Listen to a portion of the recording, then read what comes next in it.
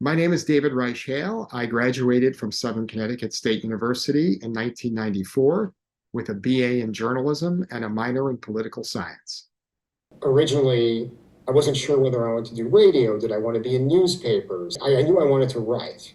And I'd say by pretty early on, late freshman year, early sophomore year, I knew that the newspaper world and maybe a little bit of the radio world would be what I'd want to do coming out of school. And so I immediately started taking classes and also trying to find internships. Did that. I think my first internship was actually at a radio station at KC101. That was a great time. That's back when I think when they did have a local morning show. So I did the KC101 morning show, doing whatever they wanted me to do. And then maybe a year later, I did an internship at the Connecticut Post. I worked at the New Haven Register from the 90s for a few years.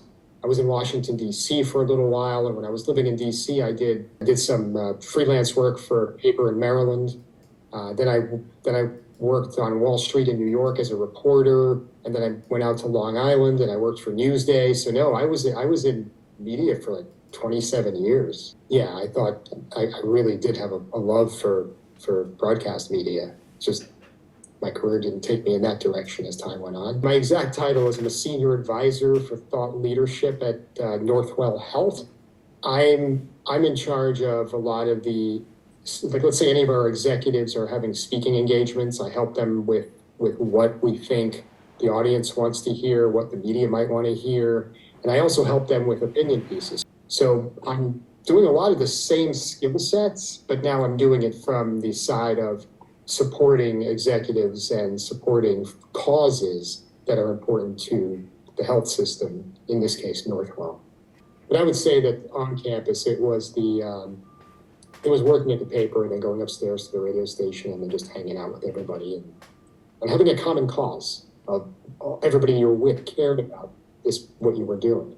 Like I said, I loved that because you couldn't get lost. If you wanted the experience, if you wanted to be a part of something journalism related at Southern Connecticut, you had every opportunity to do it because it was a smaller group. And yeah, I wouldn't trade it in for anything.